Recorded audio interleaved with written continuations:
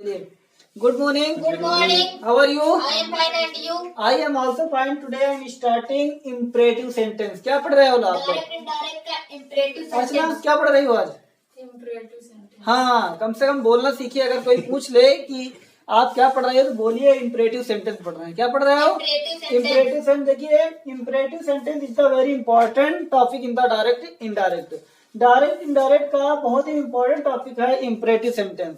ये पेपर में और बोर्ड एग्जाम में 12 क्लास और 10 क्लास वाले बच्चों के लिए बहुत ही इंपॉर्टेंट है, क्योंकि यह 2 नंबर का बोर्ड एग्जाम में पूछा जाता है।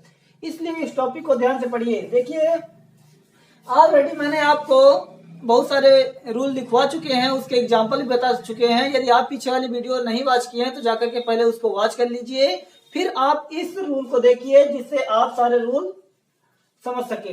देखिए, वाक्य में एक छोटा सा नियम लिखा है।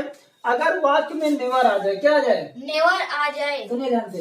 अगर वाक्य में नेवर आ जाए तो नेवर व ऑलवेज आ जाए। क्या आ जाए? नेवर व ऑलवेज। देखिए, कभी कभी वाक्य में नेवर आ जाता है या ऑलवेज आ जाता है तो बच्चे भ्रमित हो जाते हैं, इनको वाक्य से हटाना है कि वाक्य में लिखना है। तो इस नियम को पढ़िए और इस नियम के सहारे आप सेंटेंस को सॉल्व कर सकते हैं। अगर वाक्य में नेवर या ऑलवेज आ जाए तो सेड या सेड टू को, ध्यान से देखिए, सेड या सेड टू को एडवाइस में बदल देते हैं। छोटी, मैंने सेड या सेड टू को चेंज करने के लिए कई सारे नियम लिखवाए हैं। फॉर्मेट में बदलिए, आस्क में बदलिए, एडवाइस में बदलिए, रिक्वेस्ट में बदलिए, यही सब लिखवाया गया ना।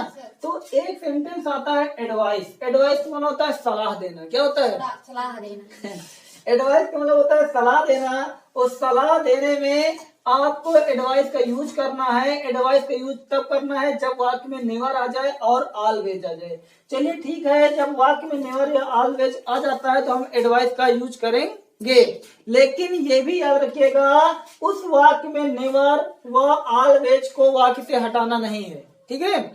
आप जहां पर कंजक्शन के स्थान पे टू का प्रयोग करते हो उसी के पहले आप नेवर का प्रयोग करोगे। सर ऑलवेज आएगा तो ऑलवेज का करेंगे।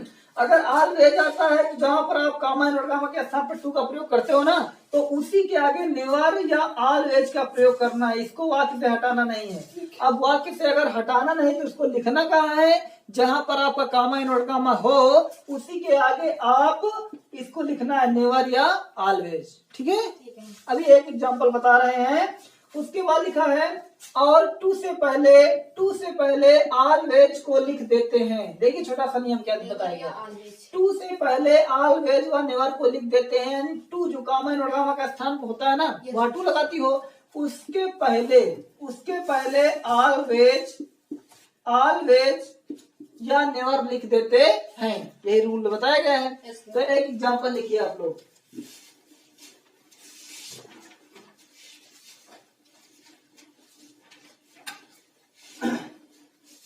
चलिए एग्जाम्पल लिखिए। आई सेड टू रवि, आई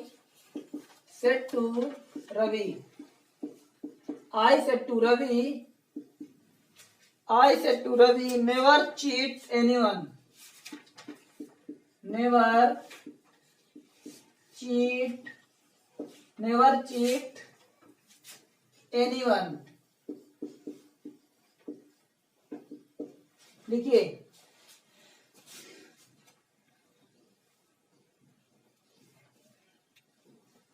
ठीक है? देखिए, I said to Ravi never cheat anyone. I said to Ravi, I माने मैंने, सेड टू माने कहा, रवि माने रवि से, नेवर माने कभी नहीं, चीट माने होता धोखा दीजिए, एनीवन माने होता किसी को धोखा कभी मत दीजिए। ठीक है अर्चना? किसी को धोखा मत दीजिए। बर्थडे आ गया, कुछ खिलाया नहीं है तो नेवर चीट एनीवन, है ना? ये हिमांशु के लिए है। देखिए, I said to Ravi never cheat anyone. Never माने कभी नहीं, चीट माने होता धोखा दीजिए, एनीवन माने होता किसी को धोखा मत दीजिए। तो यहाँ देखिए छोटी, यह वाक्य हमारा इंपरेटिव सेंटेंस का है। कौन सा है?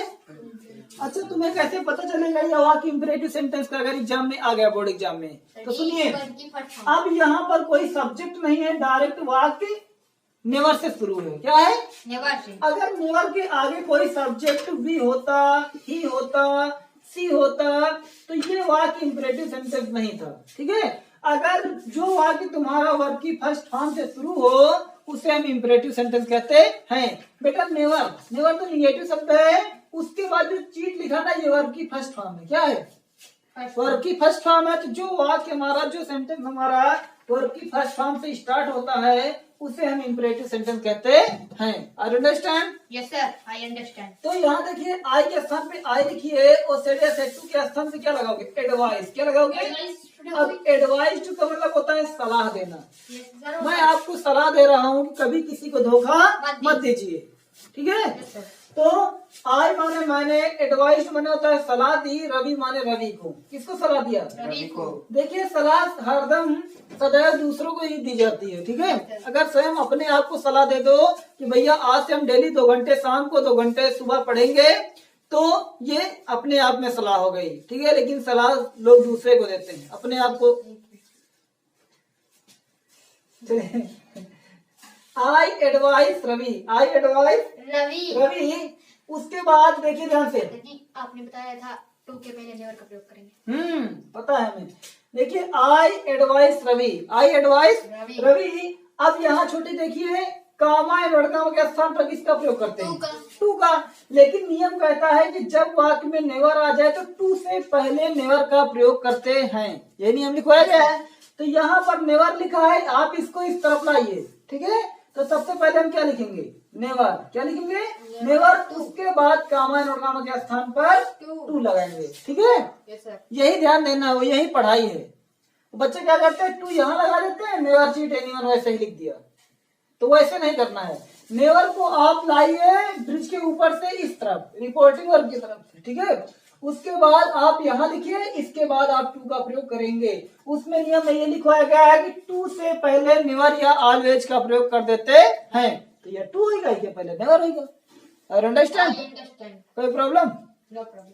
तो यहाँ मंजू देखिए I advice Ravi never to, यहाँ हो जाएगा चीट एनीवन, चीट एनीवन।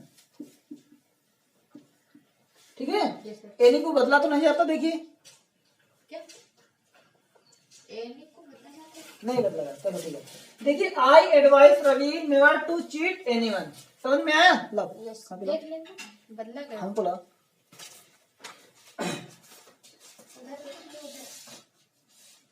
चलो अगला देखो।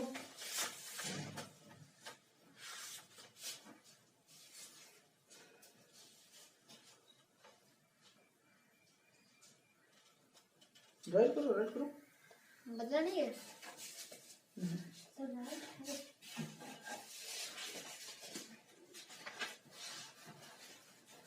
हो गया? चलिए अगला sentence.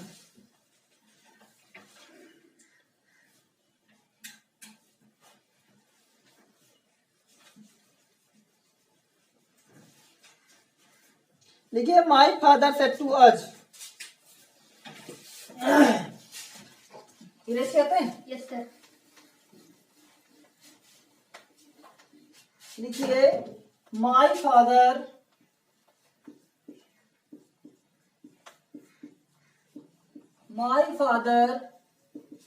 said to us.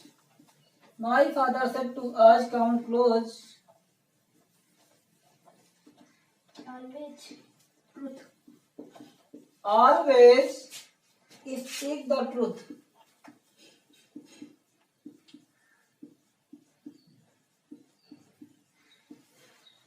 My father said to us, always speak the truth.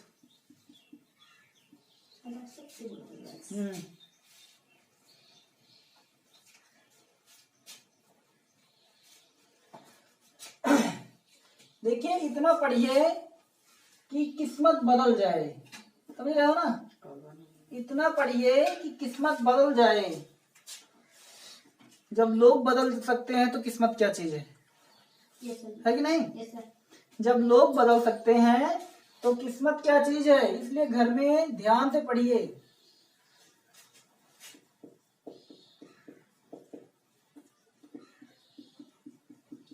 चलिए अगला सेंटेंस देखते हैं। छोटी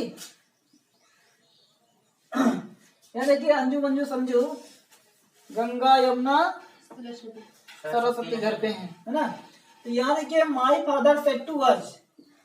मेरे पिता अर्चना, हमसे कहा। बेटा अर्चना इसकी हिंदी बता सकते हो? थोड़ा बहुत निकाल के दिखाइए। तुम विवेक। मेरे पिताजी ने हमसे कहा हम्म, ऑलवेज सदैव सत्य बोल। अच्छा, ऑलवेज सदैव सत्य बोलो। Anju Manju Sanju please effort this sentence, try करो। देखो Hindi, you do not translate Hindi ना। देखिए माई फादर से टू आज, माई फादर माने होता है मेरे पिता। किसके पिता? मेरे पिता। तुम्हारे पिता नहीं, मेरे पिता। अच्छा, आपके पिता। अच्छा, माई फादर माने होता है मेरे पिताजी ने, सेट्टू माने कहा, अज माने होता है हमसे। मेरे पिताजी ने हमसे कहा। किससे? हमसे कहा, तुमसे। यहाँ देखिए माई फादर सेड टू आज, मेरे पिताजी ने हमसे कहा, ऑलवेज माने सदैव, ऑलवेज माने सदैव, स्पीक माने बोलिए, द ट्रुथ माने सत्य। सत्य। अब यहाँ सत्य की बात आई थी, सत्य बोलने की बात आई थी, तो अंजू मंजू सर जी कहती है कि सर जी हम ट्रांसलेट नहीं निकाल पा रहे हैं, ऐसा ना हो कि हमें सत्य बोलना पड़ जाए। चलिए ठीक है। तो यहाँ देखिए छोटी, my father said to us, मेरे पिताजी ने हमसे कहा, ऑलवेज माने सदैव, स्पीक माने बोलिए, द ट्रुथ माने सत्य। मेरे पिताजी ने हमसे कहा सदैव सत्य बोलिए। तो यहाँ देखिए जब वाक्य में ऑलवेज या नेवर आ जाए तो इनको वाक्य से हटाते नहीं है, इनको टू से पहले ऑलवेज या नेवर को लिख देते हैं। ठीक है, तो यहाँ हो जाएगा माई फादर। क्या हो जाएगा? My father, my father advice. बताओ अच्छा, तुम्हारे पिताजी अगर तुमको बोल रहे हैं कि बेटा झूठ मत बोला करो, अगर पैसे चुरा लिए हैं तो बता दिया करो घर पे, है ना, डू नॉट टेल लाई, झूठ मत बोला करो। तो यहाँ जब पापा जी हमको क्या कर रहे हैं? सलाह दे रहे हैं। क्या कर रहे हैं? सलाह दे रहे हैं। तो जब कोई चीज कोई आदमी हमको सलाह देता है तो वहां पर सेड या सेड टू को एडवाइस में बदला जाता है। तो माई फादर एडवाइस आज, क्या लिखोगे? एडवाइस आज। ठीक है छोटी। अब देखिए उसके बाद जो कॉमन गामा है हमारा, इसके बीच में जो टू लगाते हो तो पहले टू नहीं लगाना, पहले ऑलवेज लिखिए। क्या लिखोगे? ऑलवेज। यहाँ हो जाएगा to speak, to speak the truth, ऐसे लिखिए। सरल है, अभी टेस्ट लिया जाएगा तो फिर देखिए स्पीक द ट्रूथ। अर्जुन समझ में आया? ठीक है, तो अब ऐसे ही सेंटेंस कई सारे हैं, जितने सारे सेंटेंस हैं उतने सारे एग्जाम्पल भी हैं। ठीक है, अच्छा यहाँ पर एक वाक्य और देखिए। देखिए हमने तो ये बता दिया आपको कि ऑलवेज आ जाए इस और नेवर आ जाए तो आप सेड या सेड टू को एडवाइस में बदलोगे, लेकिन कभी कभी अगर ये शब्द नहीं आते हैं तो फिर क्या करोगे? फिर क्या एडवाइस नहीं लगेगी? लगेगी।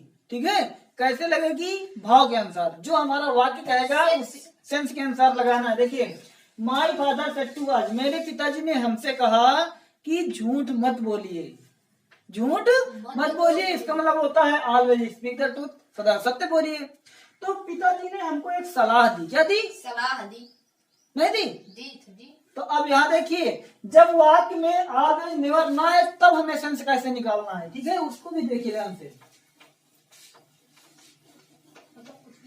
देखिए लिखिए एक वाक्य, my mother said to me, my mother said to me, my mother said to me.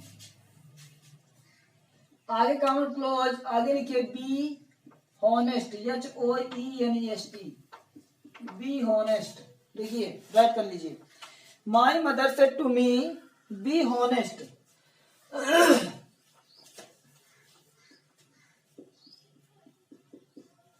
Anju Manju Sanju,